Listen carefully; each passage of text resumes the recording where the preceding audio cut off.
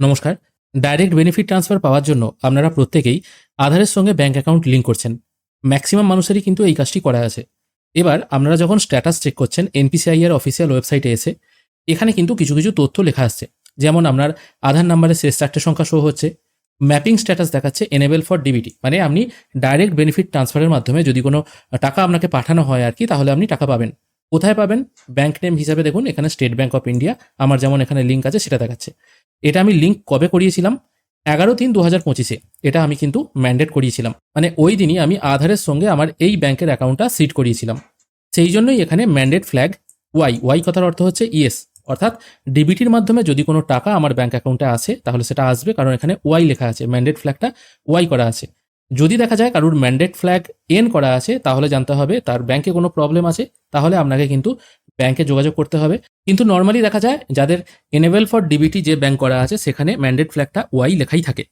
এবার mandate date এটা কবে, মানে আপনি কত তারিখে আপনার আধারের সঙ্গে ব্যাংক অ্যাকাউন্ট লিঙ্ক করেছেন সেই ডেটটাও কিন্তু এখানে দেওয়া আছে।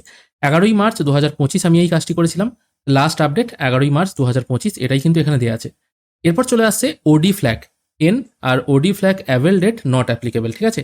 এবার ওডি বলতে কি? ওডি কথার ফুল ফর্ম হচ্ছে ওভারড্রাফট, ঠিক আছে। এবার ওভারড্রাফট কোনটা? যাদের প্রধানমন্ত্রী জনধন অ্যাকাউন্ট আছে, তারা যখন জনধন অ্যাকাউন্টটা ওপেন করেছে তখন কিন্তু তার আধারের সঙ্গে ওই ব্যাংক অ্যাকাউন্টটা অটোমেটিক সিড হয়ে গেছে, মানে ওই ব্যাংক অ্যাকাউন্টের সাথেই কিন্তু তার আধার লিঙ্ক করা আছে। এবং ডিবিটির মাধ্যমে যদি কোনো টাকা দেওয়া হয় তাহলে সে যে প্রধানমন্ত্রী জনধন অ্যাকাউন্টটি খুলেছিল সেই অ্যাকাউন্টেই কিন্তু সে টাকা পাবে। এবার আমার কোনো রকম প্রধানমন্ত্রী জনধন অ্যাকাউন্ট নেই, সেই জন্য ওডি ফ্ল্যাগটা এন করা আছে এবং ওডি অ্যাভেল ডেটটাও নট অ্যাপ্লিকেবল করা আছে। এবার অনেকে যখন আধারের সঙ্গে লিঙ্ক ব্যাংক অ্যাকাউন্টটা চেঞ্জ করতে যাচ্ছে বা নতুন করে লিঙ্ক করতে যাচ্ছে, সেক্ষেত্রে অনেকের এরকম অ্যালার্ট চলে আসছে, Aadhaar can not be decided if OD flag is set to Y. এবার অনেকের দেখা যাচ্ছে কারুর এই ওডি ফ্ল্যাগটা ওয়াই দেখাচ্ছে এবং ওডি অ্যাভেল ডেটও এখানে একটা কোনো কিছু ডেট শো করছে। তাহলে জানতে হবে প্রধানমন্ত্রী জনধন যোজনার যে অ্যাকাউন্টগুলো আছে ওখানে ওভারড্রাফটের ফেসিলিটি পাওয়া যায়, তার সেই ওভারড্রাফট ফেসিলিটি চালু আছে এবং তার সেই অ্যাকাউন্টে কোনো রকম বকেয়া রয়ে গেছে, সেই বকেয়াটা সে পরিশোধ করেনি।